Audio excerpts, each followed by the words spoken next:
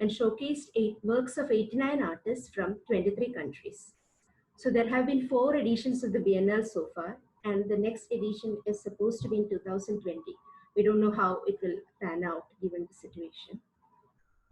During the KMB, multiple interest groups come together: governmental, individual, and corporate sponsors, big business interests, hotel chains, banking groups sometimes.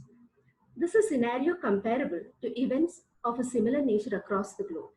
And in the last 8 years, since the first edition of Biennale was launched, words like Biennale and installation have entered into the everyday vocabulary of Kerala public in very interesting ways. My focus here is on the hyphenation Kochi Muziris, a hyphenation that came up as something new in the Biennale context. The juxtaposition of Kochi with Muziris occurs through the reappropriation of past of both these locales in order to recast them together as a new heritage location. Marking locations as global heritage destinations involve reinventing the local and infusing it with new meanings that resonate with transnational global consumers of heritage. I take Kochi Muziris as a marker of these and will talk about each element of the hyphenation and see how their conjunction was effected. But before that, let me present to you one of the installations that was iconic in the inaugural edition of the KMB. This is Black Gold by artist Vivan Sundaran. The installation had 2 parts. The first part that you see here was a terracotta installation comprising of thousands of pottery sherds recovered at the archaeological dig at a site called Pattanam. I will come back to Pattanam later on in this presentation, which was about 30 kilometers from the venue of the KMB. The artist has created, as you can see, a landscape or a terracotta city from the potsherds. The second part is a video installation of 13 minutes length, projected horizontally onto the floor on a black monochrome background. This is a still from the video. The video installation sees the terracotta city being flooded with water, muddy water along with peppercorns flowing through the landscape, altering and transforming it. The video plays in a loop. Once I discuss the hyphenation Kochi Muziris, I will come back to this installation to see how it was made possible by the new idea of Kochi Muziris. So let us now go to the first part of the hyphenation, Kochi. Many of the art biennales are named after the host city, including the first one, the Venice Biennale. Like its counterparts, the KMB also centers on a single host city, Kochi. The present city of Kochi, Cochin is the anglicized name, is a part of the district of Ernakulam in central Kerala. The city, Kochi region has different parts. Fort Kochi and Mattancherry are parts of the old city. The seaport of Fort Kochi was an important colonial and trade center. Mattancherry was also a trade center, in addition to being the seat of the local rulers. These two areas are dotted by remnants of built structures and warehouses that mark the influences of its colonial and trading past. Many of these structures were renovated as part of the KMB and became their main venues.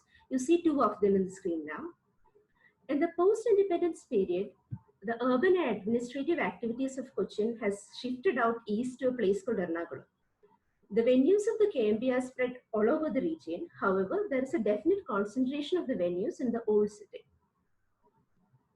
So, for an event like the Kochi Muziris Biennale, the whole city becomes an essential element in its conceptual and thematic integrity.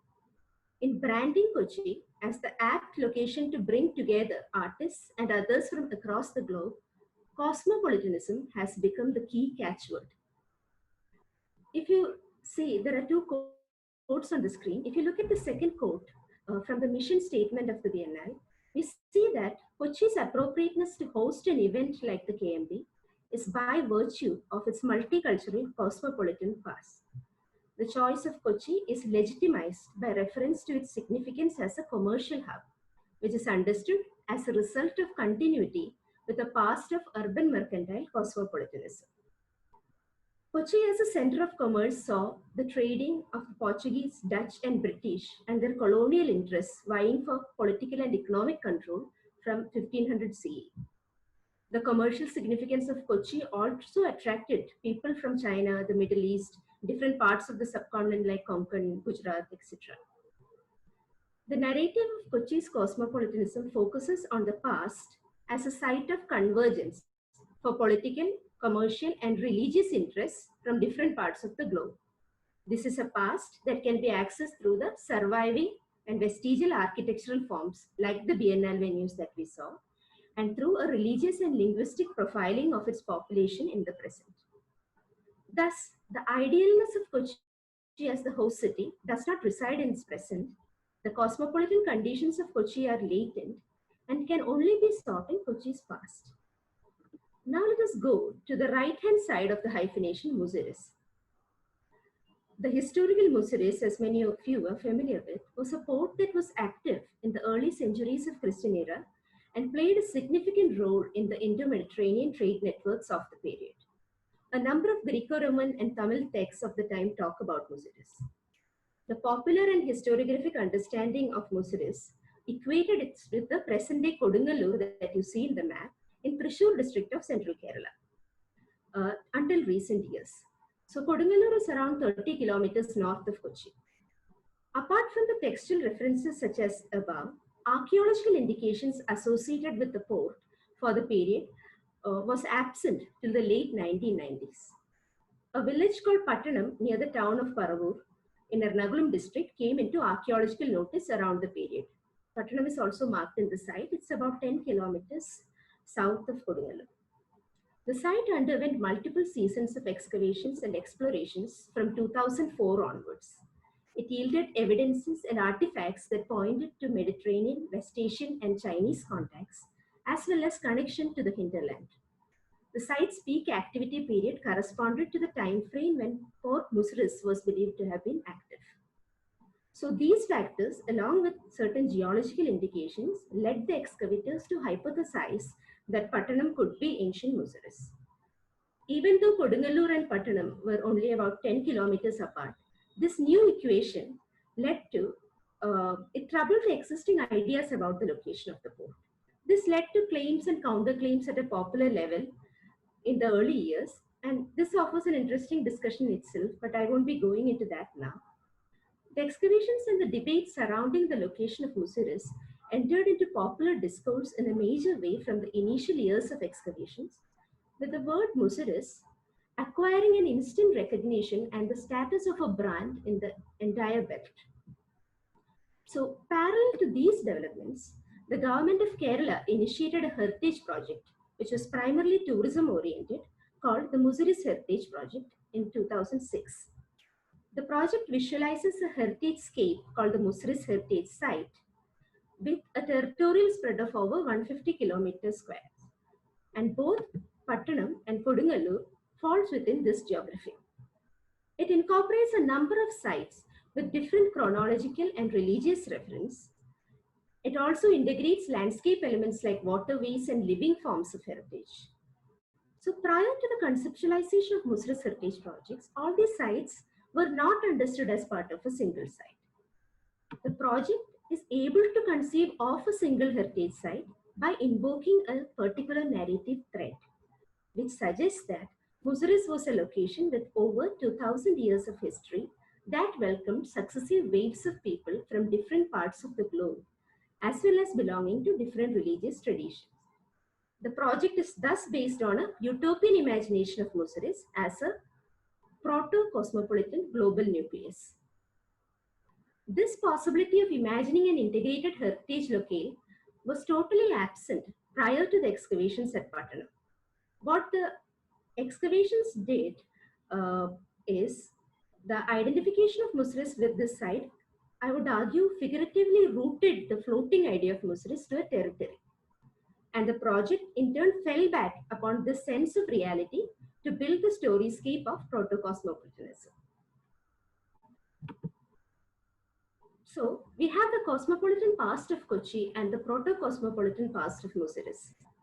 I dwelt at some length on the images that is Muziris heritage site, to underline that at the time of conceptualization of the KMB, the public sphere was saturated with the heritage discourse around Muziris that was gaining currency.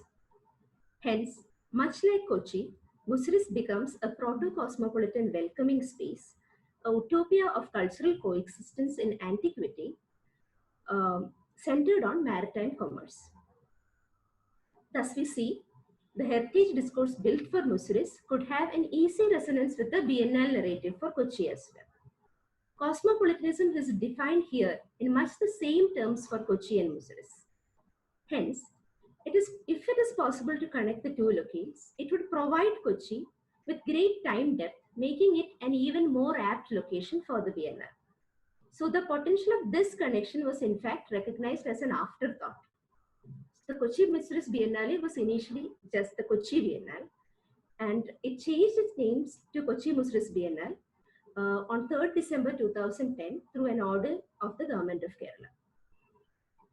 While the present-day Kochi is only about 20 kilometers south of the excavation site of Pattanam, there is no actual correspondence.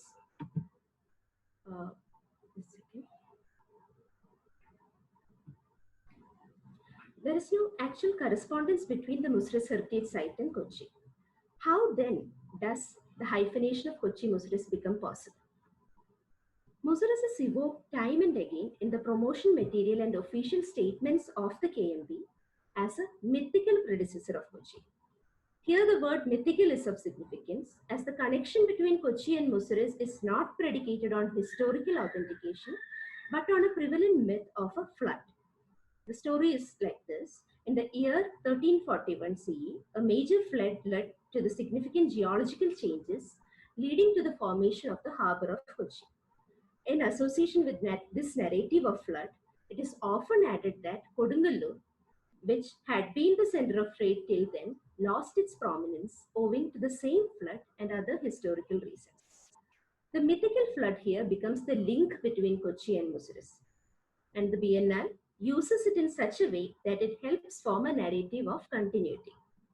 So in the traditional accounts, the flood signifies a rupture for Muziris or Kodungalur. In the Kochi Muziris Biennale narrative, this is replaced by one of continuity, a territorially displaced continuity. So the flood myth is reappropriated and the story is retold as one where the proto-cosmopolitan values of Muziris are transported to Kochi by means of the flood. This gives Kochi's cosmopolitanism a time depth of several thousands of years, increasing its potential to achieve a utopian ideal, making it an apt location for an event like the Biennale. My understanding is that this new narrative about Kochi Muziris is produced and permitted because the understanding about the past of Muziris is obscure. We have textual references and archaeological indications, but they are not adequate to build an integrated understanding of Muziris. This is true, after all, for many periods and facets of the past. At the same time, these very historical and archaeological references serve as what I would call authenticity markers, pegs around which a new story of Muziris can be built. So in the Biennale, two narratives merge, that is the narrative of lost cosmopolitanism of Muziris heritage site and the narrative of Kochi's latent cosmopolitanism. Together, they tell a story of continuity extending back from Kochi into Muziris through several thousands of years. Presenting Kochi Muziris as the apt locale to host a Biennale of contemporary art thus involves careful process of branding of the locale as one infused with values such as cosmopolitanism, and past becomes the most powerful raw material for this branding. At this point, I would come back to black gold that we discussed at the beginning of the paper. For many site-specific installations, the location is an important element, and black gold was installed in the main venue of the first Kochi Muziris Biennale, the Aspinwall House. From here, it recreates the lost city of Muziris by means of potsherds from Pattanam excavations and the video installation. The black gold would not make the same sense elsewhere. It makes sense only within the context of the KMB, to which the idea of Muziris was integral. Black gold is not trying to recreate Muziris or function like a museum display. However, the use of pottery shards from Pattanam makes the visual experience of the installation more quote-unquote authentic.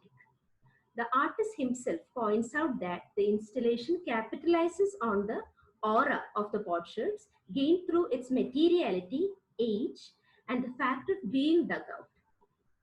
The video installation, on the other hand, plays with the flood myth. It shows the terracotta landscape being flooded and being formed and reformed in a loop. The flood becomes the vehicle that carries the past of Muziris through Kochi to the venue of the Biennale.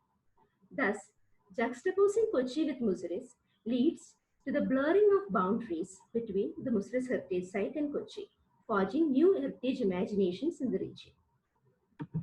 At first glance, it seems like a kind of a linear narrative achieved through certain short-circuiting and tweaking of the past. Through this, both the Biennale and the Heritage Project strengthen each other's brand value. However, it is essential to critically examine what the establishment of such a narrative does to our understanding of the past. Firstly, it can disturb the existing notions of the past of not just Kochi, but the project area of Muziris Heritage Project as well. Through the manipulation of the flood myth, it is Kochi that becomes the true claimant to Muziris past in the present. This means the history of the last few centuries of Pattanam Kodungalur region gets territorially displaced. The same happens to the past of Kochi prior to the mythical flood. So the later history of Pattanam Kodungalur region and the early history of Kochi region becomes irrelevant in the new narrative of past. To a second aspect, the venue of the Biennale is projected as imbibing the cosmopolitan values of past, and it is placed in contrast to the less than ideal conditions of present reality. So, constructing such a narrative of past utopia of Kochi also means selectively omitting details about the past of the region. Every region, including Kochi, has a history of conflicts and inequalities. For instance, there have been a deep strife between the different groups for control of Kochi's commerce. The Jewish population in Kochi has almost completely migrated out. Thus, the past of Kochi was far from ideal, as it is with any location. Such facets are played down and others are selectively played up. Similarly, isolated historical and archaeological markers are appropriated to authenticate new narratives. This means certain places get selective privilege. In this case, it is the Fort Kochi Mattancherry area. While this region is left out of the contemporary urban economic processes, it enters into the global tourism narrative in novel ways. So I will stop the discussion here and I'll leave you with another installation from the Kochi Muziris Biennale 2012 by Afghan artist Aman Mojadedi, where he created an archaeological excavation to retell his familial history in Kochi. I just present it as another interesting example of past being reworked in art projects. Thank you.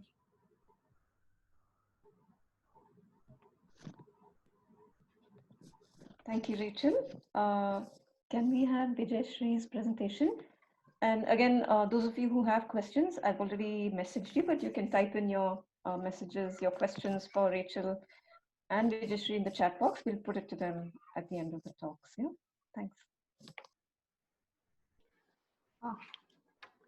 Yes, you can see the screen, I suppose. Yeah. Go ahead, Vijayashree. Okay. Right. Thank you, Rachel, for setting the stage for today's presentation. That is a tough suit to follow. Before I begin, I must also congratulate Meera and Smriti for putting together this series of lecture. Over the past few days, we've heard some very interesting topics being discussed by many scholars. I thank them for inviting me to be a part of this group. The work that I'm going to present today is part of my larger PhD work that looks at how meanings of ritual objects are socially constructed by agents and actors. A small disclaimer, I will be frequently looking into my notes so that I don't leave out any points that I want to discuss. I've titled my today's talk as Negotiating New Futures Through Reimagining the Past, the case of Bhutaradhane. I want to start off by quoting an aphorism by William Faulkner that has gained a lot of currency in contemporary times. The past is never dead. It's not even past.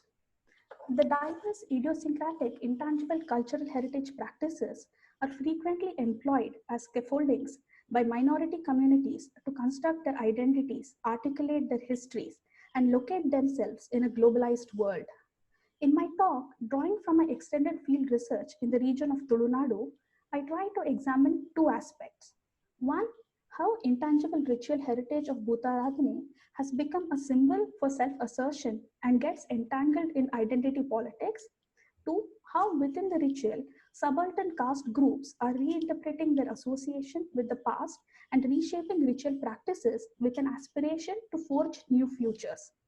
Now, what heritage means across class, caste, community, and gender is also heterogeneous, and I try to explore some of this in my talk.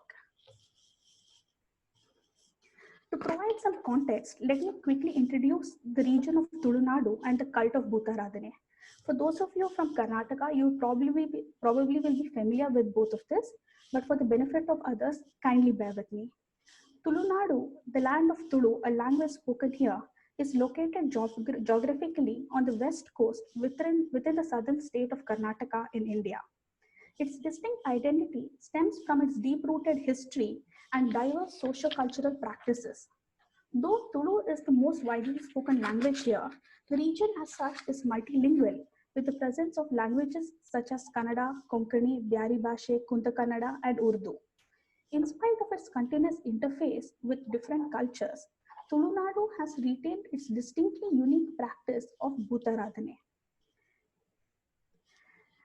The Tulu cosmology segregates the world into three categories: Gramya, which is the cultivated land, Aranya, which is the forest regions, and Bhuta, which is the realm of the spirits. The conflictual relationship between the Gramya and Aranya are resolved by the Bhutas, who are perceived as protective guardian spirits. Impressions of customs such as spirit, ancestor, totem, hero, and animal worship can be seen in this tradition. The Bhuta cult is relatively crystallized through oral histories and organized belief systems which guide every aspect of the ritual. Oral narratives provide a record of more than 300 Bhutas which have an easily discernible hierarchy. The Bhuta worship happens in two ways. The rituals are practiced as private worship within the confines of a private residence. These are idolatory in nature. Concurrent to this private worship are Bhutanemas or Daivanemas, which are highly visible practices happening in the public domain. These are performative in nature.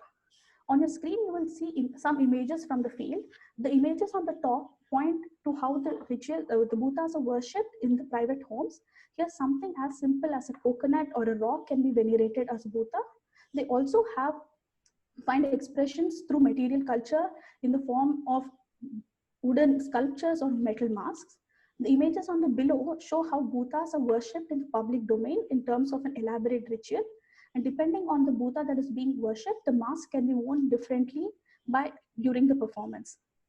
Thus, the tradition itself exhibits an inextricable linkage between its rituality, performativity, and materiality. In addition to being a living cultural heritage with a formal ceremony, complex oral tradition, sartorial codes, regulated material culture, structured performance, and references to notions of history, the Bhutaradhane tradition acts as agents for and processes of establishing claim and affirming identity. The Tulu community imbricates the Bhuta cult within the discourse of a distinct Tulu identity and heritage, contrasting it from the rest of Karnataka. Negotiations for the recognition of the Tulu language in the 8th schedule of the Indian Constitution and demand for the creation of a separate state for Tulunadu often invoke repeated reference to cultural practices such as Bhutaradhane, Nagaradhane, Yakshagana, and Kambala, all of which are anchored in the past. This linguistic nationalism and identity politics warrants more unpacking. I want to argue that both of these are a consequence of the developmental politics in Karnataka. The demand for a separate statehood for Tulunadu usually surfaces after the Karnataka state government has announced its annual budget or when there is noise around the Yattinhole River project. However, the consciousness of a Tulu identity is not a new age construct. It has been lurking in the background since the linguistic reorganization of the states in the 1950s. The movement has picked up steam now because of the economic development ushered in by transnationalism and globalization. Places like Mangalore, Udupi, and Manipal in the region are emerging as new centers of modern development and economic power. This is also forging a system of collaboration among the economically advantaged dominant caste groups. We can interpret these attempts of identity assertion by the economically liberated Tulu entrepreneurial community as processes to claim custodianship over heritage and thereby legitimize them in the political sphere. The economically and politically motivated assertions are packaged in the form of cultural separateness by quoting the examples of practices like Bhutaradhane to mark the uniqueness of the land. Interestingly, this discourse is framed within a rhetoric of a united Tulu culture. Now, what is a united Tulu culture? Is there even a united Tulu culture? Who has the authority to determine this united Tulu culture and who sanctions this authority? These are some fundamental critical questions we need to ask. In its premise, the very idea of a united Tulu culture is parochial in the sense that it adopts a single analytical gaze for looking at the land, its history, its culture, its language, and its religion. This endeavor perpetuates the notion of an uncomplicated, homogenized culture, concealing the complex heterogeneity and multiple histories that operate here. Several ethnic groups in the region, such as the Biaris, the Mapala Muslims, the Mangalorean Catholics, who do not subscribe to any of the cultural practices that are used to foreground the Tulu identity, are overlooked in such rhetoric. To say it differently, the process of constructing the idea of Tulunadu is being determined by the imagination of the elite, formally educated dominant caste. The marginalized low caste, the non-Hindu others are absent in this discourse. Having looked at how Tulu community has appropriated heritage practices in the political discourse, I now want to move on to my second set of arguments, where I look at how within the region, subaltern caste groups are drawing out their past with an aspiration to negotiate new future. As I mentioned earlier, there is a well-defined hierarchical arrangement in the Bhuta pantheon. Rajan Daivas occupy the highest rank in this hierarchy. They are the royal spirits patronized by the ruling landowning elite, who are mostly the Bandhs, but may also include Brahmins and Jains. And these spirits command greater following and reverence in the region. Alongside this are spirits with more modest origin. These are spirits of common folk who perform miraculous deeds, faced social oppression, died tragic deaths, and were later apotheosized as spirits into the belief system. We can group them as secondary deities. At the lowest rank are Nicha Daivas. Now, Nicha Daivas are spirits of both men and women belonging to the lower castes, mostly the Dalits, who died battling social injustice. Different caste groups associate with different bhutas. The heterogeneous operation of caste affiliation, political dominance, and hierarchy get expressed both subtly and explicitly during the bhuta ritual. There are instances where some spirits with lower caste origins are co-opted and elevated to the status of Rajan Daiva. However, this repositioning is limited to only those spirits who already had some kind of linkages with the dominant caste in their human life. I'm going to elaborate on one such spirit called Kordabu. The case of Kordabu is very interesting. Now, Kordabu was a lowborn, but he was raised by an aristocratic dominant caste family. After his death, he was deified as a Bhuta because of his supernatural powers and a talent for sorcery. Here I want to narrate one interesting vignette from my fieldwork where I saw a rather unique rendezvous between two Bhutas. One is Jarandaya, who is a Rajan Daiva, and the other is Kordabu, whose position as a Rajan Daiva is strongly contested. The story for this, while Jarandaya is largely worshipped by the dominant caste groups, Kordabu is patronized mostly by the Dalits. The story for the meeting of these two Bhutas goes like this. According to the Pardhanas, which are the royal oral narratives, when the Rajan Daivas decide to take a ritual bath in the sea, they are obstructed by Babariya, another Nicha Daiva, who takes a gigantic form and demands the Rajan Daivas to pass beneath his legs to reach the sea. This naturally offends the Rajan Daivas. Because they cannot directly engage with Nicha Daiva because of their status, one of the Rajan Daiva, that is Jarandaya, approaches Kordabu for help. In return, he promises to visit Kordabu every time a nema is offered to him. I want to play a small video here and urge you to notice the video carefully.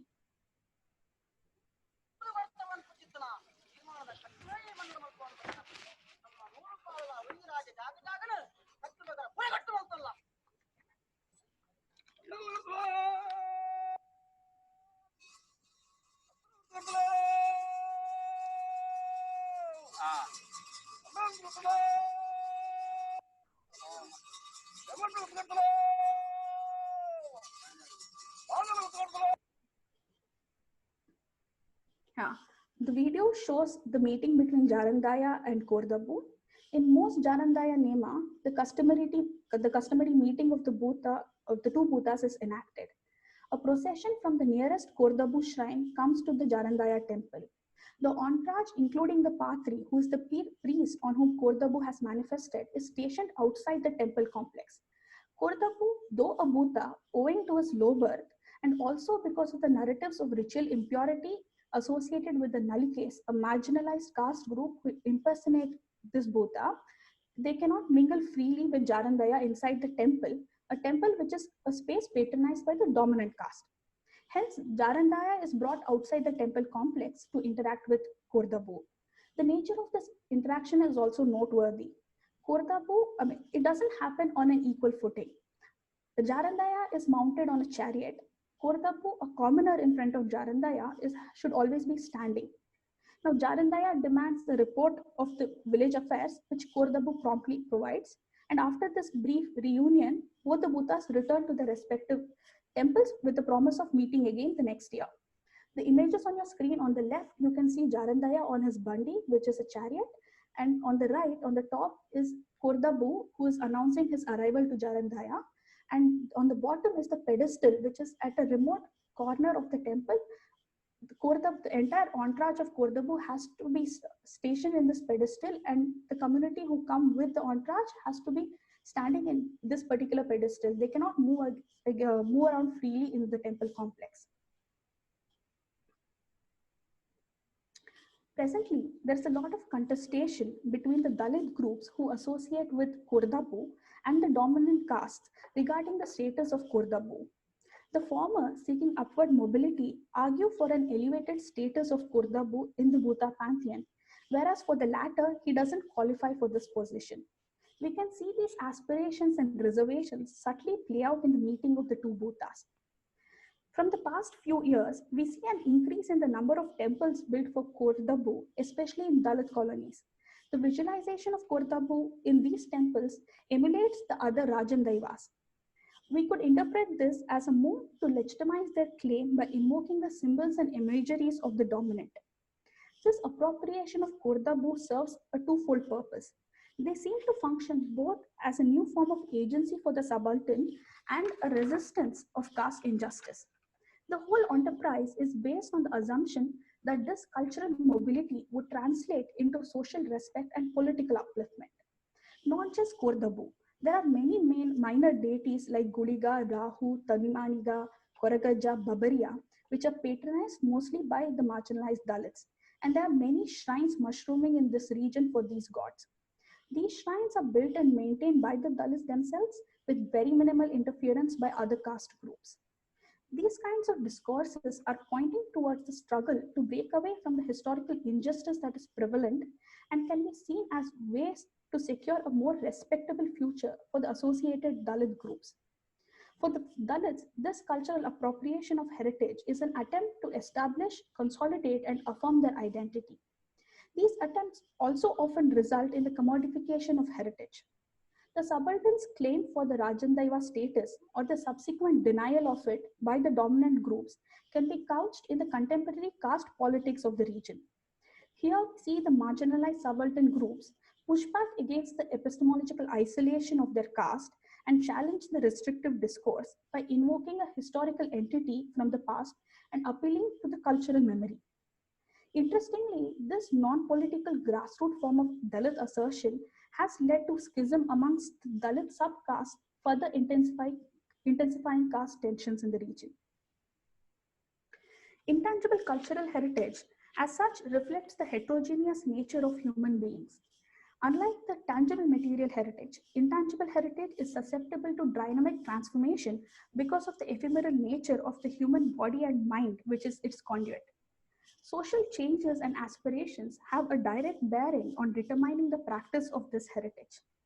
Bhutaratane as a case study is effective in showing how cultural heritage practices are appropriated by certain sections of the Tulu community to become an instrument of political mobilization and also how certain caste groups use their imagination of the past as a process of assertion and for the gradual empowerment of the group's socio-political interest. The study of different communities and caste groups' engagement with the past reveals to us the larger problems in determining the ownership within the domain of heritage. I would like to end here. Thank you for your patience. Thank you, Vijayashree. And thank you, Rachel, also. So we do have some questions, some of which are directed at both of you. So both the talks have spoken about identity and politics, right, mainly. So linked to this, Jaya wants to know, she's directing the question at Rachel, but maybe Vijayashree can also have something to say about it. Does the use of the hyphen connecting Kochi and Muziris, isn't it, when there's no connection at all, it's historically inaccurate, isn't it? So any comment on that? Rachel? Rachel, can you unmute yourself? I couldn't hear the question also. I think the connection is... Okay, so the question was, that this hyphenation of Kochi and Muziris, when the two really don't have any connection, isn't that historically incorrect? So is that acceptable? I think this speaks to actually a lot of the talk that both of you gave, but yeah, you could start with that. So, yeah, like I was saying, it was the two locales does not have any actual historic correspondence except for how the larger processes operating in the region might have connected both. But more than being a question of acceptability, I guess it is more about seeing how heritage discourses, I guess, like these, the way in which past is transformed through heritage discourses. So, and the problem comes only when this is translated back to the our historical understanding. For instance, while we were excavating in Pattanam in the later years, uh, one thing that used to happen was visitors would come and then talk about this particular flood that led to the destruction of the site. So the archaeologists and the visitors would actually get into a conversation uh, about the same. It was very difficult to kind of talk against a narrative which is so overwhelmingly popular. So what I feel is in heritage discourses like this, especially in presenting sites for an event like Biennale, I don't think for the Biennale historical authenticity is a concern. It could be a concern for historians or archaeologists, but then it's a matter of how, understanding how such imaginations happen. So as an archaeologist, while the narrative might not be acceptable for me, I think it's important to see how archaeology also feed into the production of such narratives, which I think will inevitably happen. Okay. Vijayashree, you want to add anything to this? No, I think, Rachel has answered it very aptly, so I don't think I have anything to add to it. I agree with her. Okay. But Rachel, this selective celebration of the past, as you said, glossing over conflicts, isn't that something that's happening? This is a leading question, obviously. Isn't this something that's happening in a lot of places around India, but also elsewhere? Yes, definitely it is. And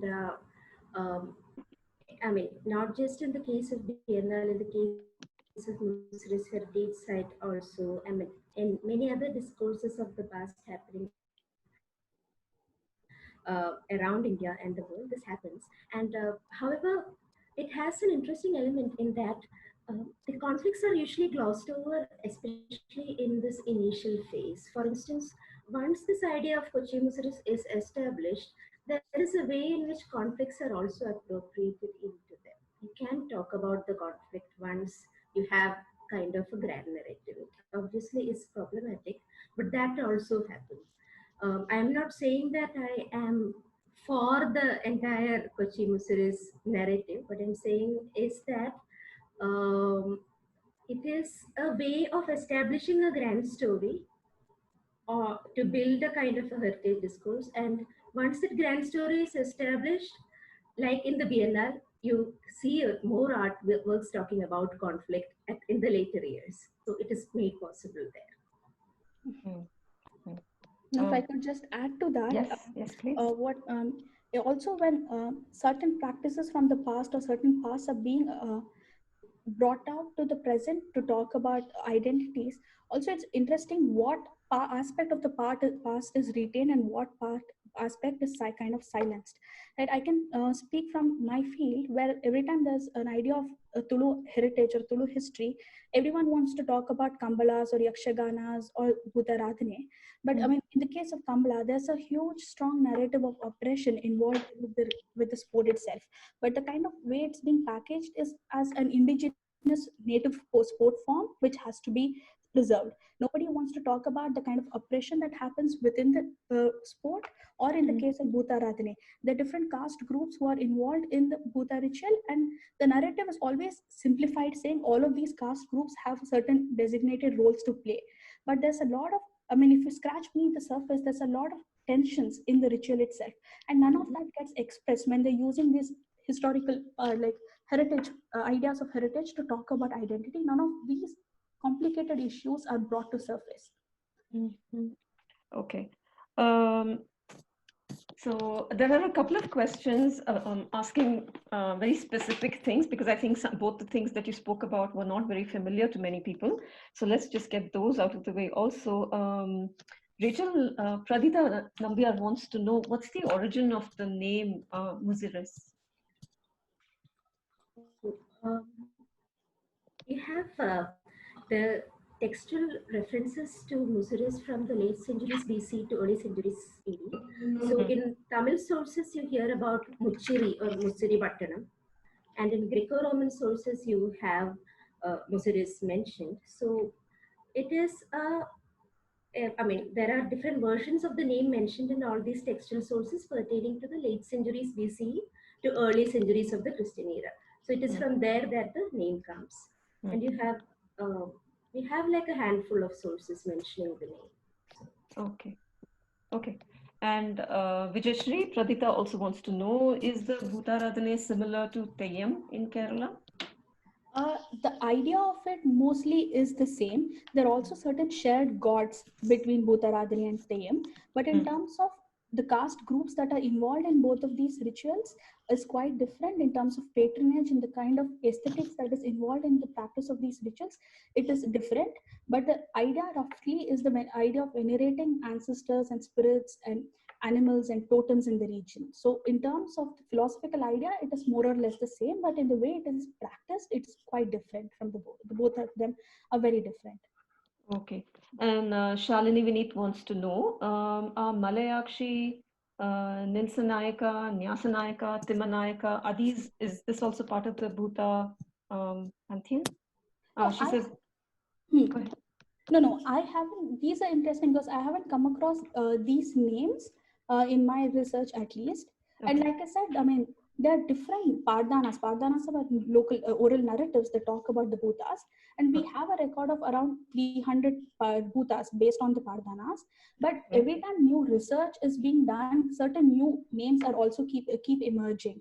So I am not aware of these names, actually. Okay.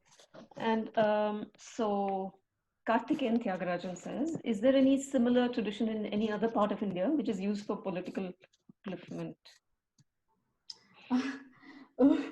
Oh, yes. I mean, this is a pan-Indian phenomenon. It's not just pan-Indian. I mean, every time we can say this is also a global phenomena, right? How minority communities, I mean, also when I say minority communities, I understand it's a very loaded term also when we say minority communities, but how communities appropriate the past to negotiate for, it could be these political negotiations or for various reasons. We see this across happening everywhere across, right?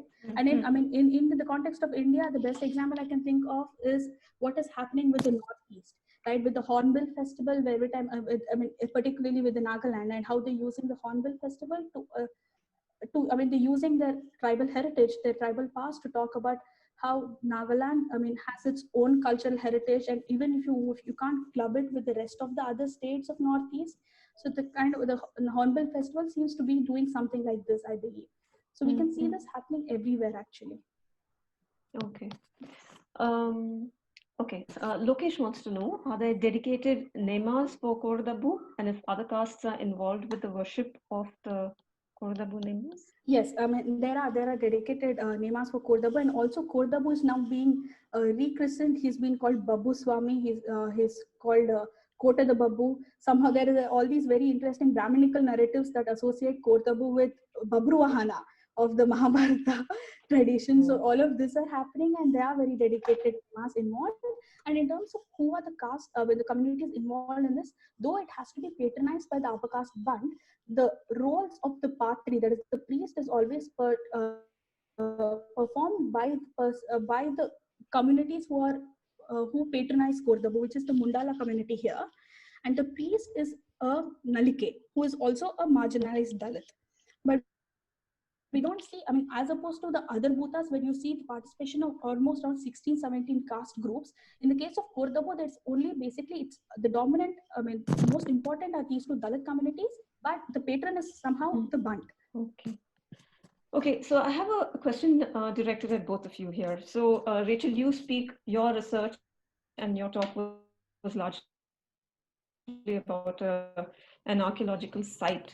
And Vijayashree, you speak more about objects in a sense. So are there any differences, or are there any similarities in how you both research the past, or how you both got interested in the past? Or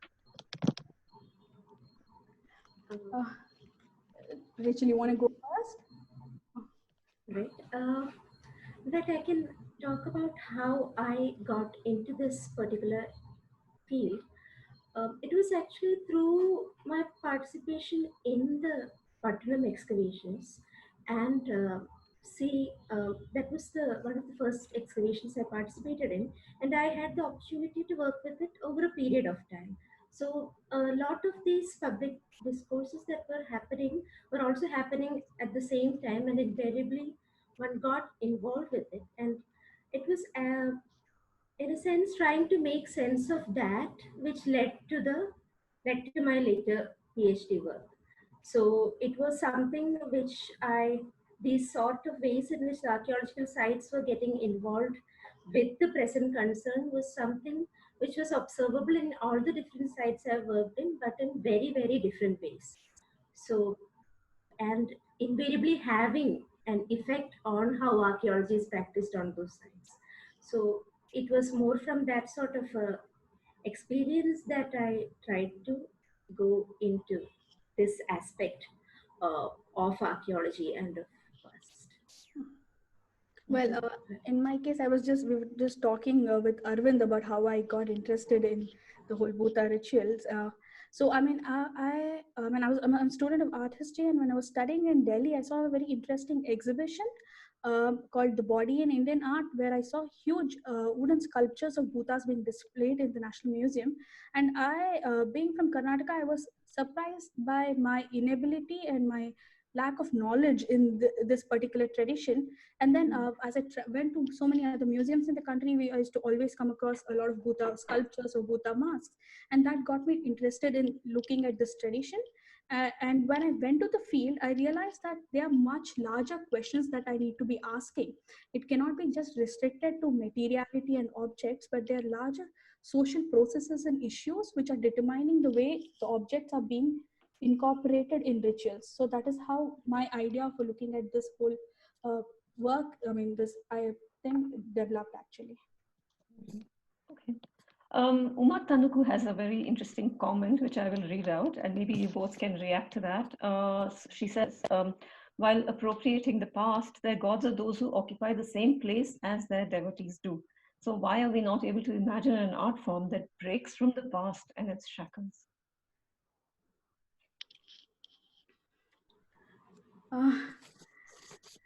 Well, I mean, this is a complex question, and Yes. I know it requires a more nuanced response.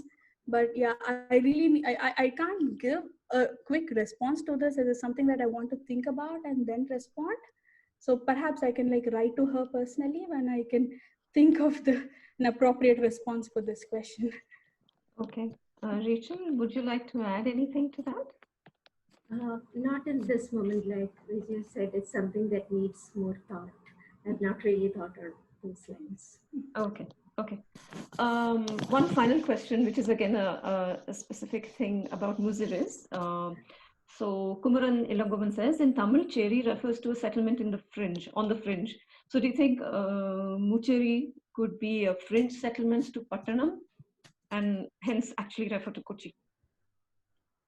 Oh, it is say what the about the etymology of Muziris. There's a Muchiri. There are different versions. One is that it is the Chiris. Another interpretation that it is lip. So it is it's refers to the particular geological area where it's located. But however, I don't think Kochi itself could be a fringe area because of the geological conditions. For instance, if one sees, look at the way in which the river Periyar has its course has transformed over the years, it is possible that the location of Muziris itself might have got displaced, but not in that direction, but in the opposite direction. So the location of Muziris, as described by the textual sources, has a certain proximity to the river, which is currently Periyar. And from the geological indications, we don't see it as being linked to present-day Kochi as such. But however, uh, as the listener has rightly pointed out, Muziris need not correspond to a single area. It might refer to a larger region as well. Okay. But Okay. Kochi could have been specifically a part of that. Okay. Actually, yeah, we do have one more question, Rachel. Again, this is for you from Hemant. He says, with Vivan Sundaram's installation of pottery representing the ancient place of Kochi Muziris, what would you say regarding the notion that artists and the larger public have about what archaeologists do? I'm sure all three of you want to weigh in on this. Rachel, you want to say something about that? Thank you, Hemant. So I was, in fact, I tried looking at 3 different installations where artists were using archaeology in different ways. And there are certain points of convergence in all of these works, which might not have be same for all works that use archaeology, but at least in all of these works, I could see that the aspects where artists draw most from archaeology is one with regard to material and actually digging out and the materiality of the object, which is part of the art installation as a referent to history. And the second aspect was process. The process of excavation itself becomes part of all of these art installations that I looked at. For instance, the last picture I showed you, the artist has made a very careful, has carefully reproduced the actual archaeological site. So recreating the process of excavation was very important in that particular installation. So, and also in all these the different installations I looked at, the figure of the archaeologist was always present, but not as an actual archaeologist, but someone who is part of the installation. Like you have a say a brush or a trowel being left there, showing that okay, this is the archaeologist also is present in those installations. So there are different ways in which different art installations make sense of archaeology. However, it is not for a direct authenticity, but more through a kind of reference to the past, which is gained by the material that archaeologists produce and the processes through which he or she operates. So it's not a direct correlation, but a kind of appropriation of the methodology and also the nature of materiality of the artifacts. Okay. So it might be very different for different installations, but this is what I understood from what I have observed. Okay. There's actually one more question. So I will just take that, and then I think this will be the last. So this is from Yashaswini Jaidevaya. And she says, heritage and prioritizing the heritage varies spatio-temporally. And that's the point where archaeological, historical, intangible, socio-political narratives get defined, even though this may be temporarily. In such a case, how do you address, accept, and integrate such a set of the varied narratives as all of them are an expression of heritage?